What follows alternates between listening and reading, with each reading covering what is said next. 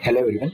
सो जो बच्चे आईलेट का एग्जाम लिखने वाले हैं उनके लिए बहुत ही इंपॉर्टेंट ये वीडियो है। बहुत इंपॉर्टेंट इंस्ट्रक्शंस के बारे में हम बात करने वाले हैं जो कि आईलेट ने दिया है। आप में से बहुत से बच्चे ऐसे होंगे जो फर्स्ट टाइम कोई एंट्रेंस या कॉम्पिटिटिव एग्जाम लिख रहे होंगे, तो बहुत ज़रूरी है कि हमें चीज़ों को समझ लेना, कब पहुँचना है, क्या डूस डोंट है, इन सारी चीज़ों को ये ध्यान में रखना बहुत ज़रूरी है। सबसे पहले बात करेंगे हम टाइमिंग की। तो जैसे आपके इंस्ट्रक्शंस इवन आपके एडमिट कार्ड में भी दिया हुआ है कि एग्जाम जो है ये 11 से 12:30 के बीच में होगा, पर इसका ये मतलब नहीं कि 11 बजे ही हमें पहुंचना है। हमें एग्जाम सेंटर में एंट्री का जो टाइम है इट इज 10 AM। तो यहाँ पर एग्जाम सेंटर या टेस्ट सेंटर के कैंपस में आपका एंटर करने का टाइम इज 10 AM।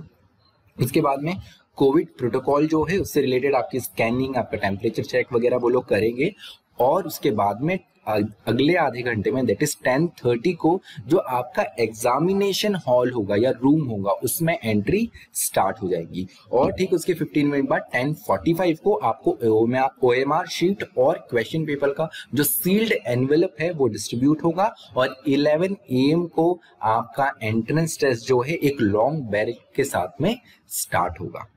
10:15 के बाद में कोई भी एग्जाम रूम या हॉल में नहीं एंटर कर सकता है इस एक बेल के बाद में। उसके बाद में 12:30 को आपको एक बेल होगा आधे घंटे में, फिर 60 मिनट कंप्लीट होने में 12 o'clock को एक बेल होगी, और एक 12:20 को एक शॉर्ट वार्निंग बेल होगी जो कि आपको बताएगा केवल आपके पास 10 मिनट बचे हुए। 12:30 को एक फाइनल बेल होगी। उसके बाद में कुछ इंपॉर्टेंट थिंग्स है। तो यहाँ पर एनवेलप आप तब तक ओपन नहीं करेंगे तब तक आपको इंस्ट्रक्शन नहीं मिलते हैं। 12:45 को आपका एनवेलप मिल जाएगा, but you should ask for the instruction. Invigilator जो है आपको वो इंस्ट्रक्शन देंगे या आपको ओपन करना है तो उनसे पूछ के ही करिए, ठीक है। Otherwise it is a ground for disqualification, आपको एग्जाम ही नहीं देने दिया जाएगा। उसके अलावा क्वेश्चन पेपर जैसे ही आपके पास में आता है, मीन्स आप एनवेलप जैसे ही ओपन करते हो, तो OMR और क्वेश्चन पेपर इन दोनों को ही फिल करने के पहले चेक कर लीजिए। कभी कभी होता है कोई पेज प्रिंटेड नहीं है, कोई क्वेश्चन छपा हुआ नहीं है, कोई पेज ही मिसिंग है, तो ये आप पहले ही चेक कर लीजिए। अदरवाइज ऐसा ना हो कि हम आधा OMR भरे और उसके बाद में रियलाइज हो कि नहीं इसमें तो हमारे क्वेश्चन बुकलेट में तो क्वेश्चन ही नहीं है, क्योंकि क्वेश्चन बुकलेट और आपका जो OMR शीट है इसके दोनों के नंबर आपस में लिंक्ड होते हैं। उसके अलावा OMR शीट भरते टाइम, जिसे रिस्पॉन्स शीट भी कहते हैं, ध्यान रखिएगा कि ये फटे नहीं, कहीं से रिंकल या इसे आप स्टेपल ना करें। तो कोशिश करना कि उसे साफ से साफ आप रखो, उसको नीट एंड क्लीन तरीके से ही आपको OMR शीट भरना है। और एग्जाम स्टार्ट करने के पहले OMR शीट और साथ ही साथ क्वेश्चन बुकलेट पे जो इंस्ट्रक्शंस है उनको पढ़ना बिल्कुल भूलना नहीं।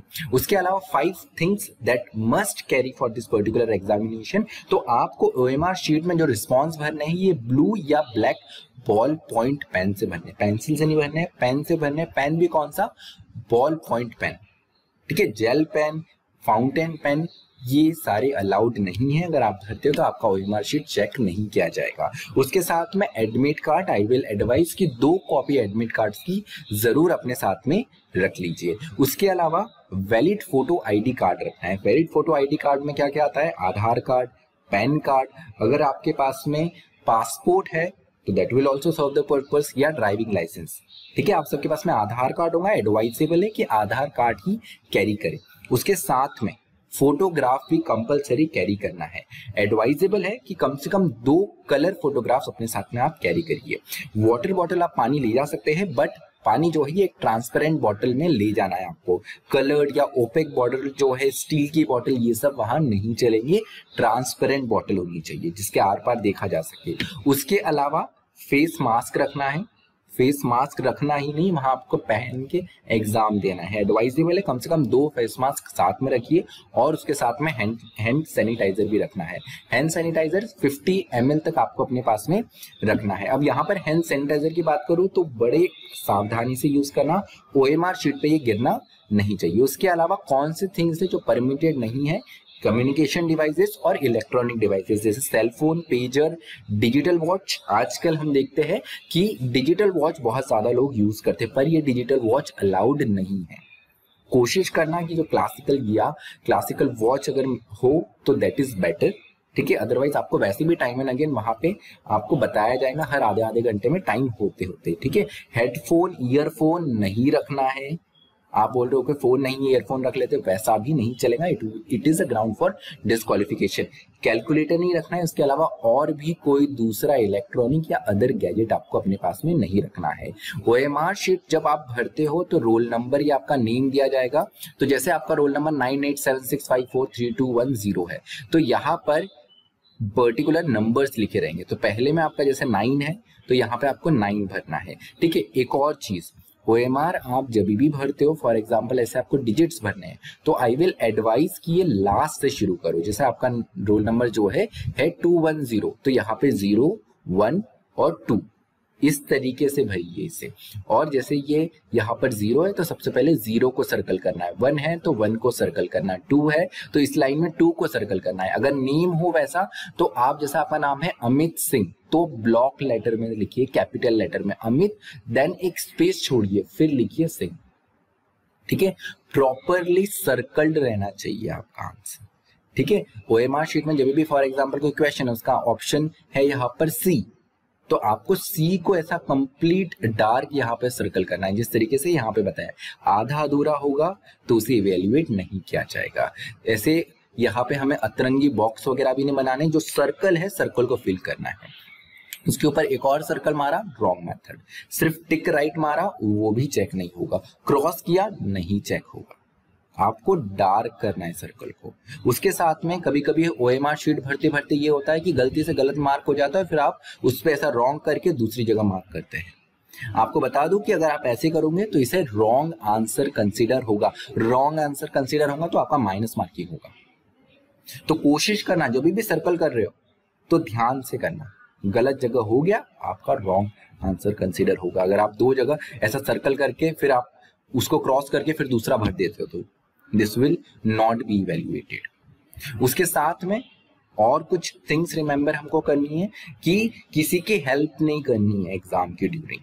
कोई पेन मांगे, पेन कुछ भी मांगे, आपको नहीं देखना है। अगर उसको जरूरत होगी वो इन्विजिलेटर जो होगा उनसे मदद मांग लेगा। कोई अनफेयर मीन्स नहीं करना है, चीटिंग नहीं करनी है आपको। यहाँ पे स्कूल के एग्जामिनेशन नहीं है। अगर आप चीटिंग करते हैं, कोई चिट वगैरह आपके पास में पकड़ी जाती है तो आप डिस्क्वालीफाई हो जाएंगे। ठीक है। एग्जाम हॉल को 12:30 के पहले नहीं छोड़ना है। 12:30 तक आपको पूरा टाइम कंप्लीट होने तक वहां पे बैठना है और आपको तब तक नहीं छोड़ा जाएगा।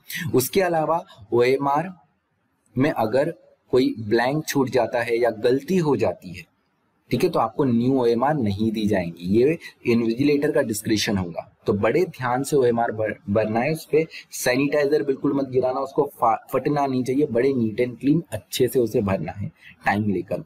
ओएमआर शीट में जहां सर्कल करना है वहां सर्कल कर देना, जहां रोल नंबर नाम लिखना है वो लिख देना। उसके अलावा कोई बीच में ट्रायंगल मत बनाना, कोई सिंबल मत बनाना किसी भी तरीके का। कुछ लोग पेपर स्टार्ट करने के पहले भगवान में मानते हो, आप अच्छी बात है, लेकिन ऊपर हमको कोई ओम स्वस्तिक या ऐसे कोई भी सिंबल नहीं बनाना है। अगर आप ऐसे बनाओगे तो डिस्क्वालिफिकेशन हो जाएगा।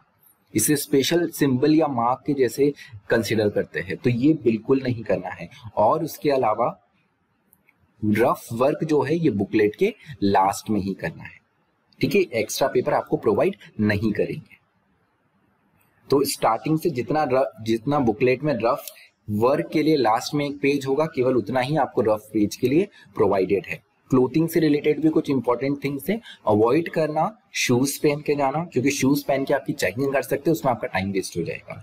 बेल्ट पहनना भी अवॉइड करना, ऐसे क्लोथ पहनना जिसमें बेल्ट पहनने की आपको जरूरत ना पड़े। ठीक है। उसके साथ में कोशिश करना कि हाफ स्लीव्स जो है आप वो पहन के जाओ। अगर आपको एसी से तकलीफ होती है तो कोशिश करना कि कोई जैकेट वगैरह साथ में ले जाओ, ठंडी के दिन है क्योंकि। ठीक है। उसके साथ में बैंगल्स या कोई कड़ा वगैरह या कोई ऐसा लॉकेट पहनना भी अवॉइड करना, क्योंकि एग्जामिनेशन सेंटर पे उन लोगों का डिस्क्रिप्शन रहेगा ये कि अगर उन्हें ऐसा लगता है इससे चीटिंग हो सकती है तो निकलवाने के लिए भी आपको बोल सकते हो। लड़कियों के लिए कोशिश करना कि क्लिप्स वगैरह मत लगाओ। ठीक है, ये कुछ इंपॉर्टेंट इंस्ट्रक्शन है और इसी तरीके की आईलेट और लॉ एंट्रेंसेस एग्जाम की जो अपडेट्स के लिए हमसे आप बने रहिए, जुड़े रहिए। आप चाहे तो हमें फेसबुक, इंस्टाग्राम और टेलीग्राम पे भी फॉलो कर सकते हैं। Thank you so much for listening me and all the best for your examination. मुझे पता है बहुत अच्छा आपका एग्जाम जाने वाला है। थैंक्स।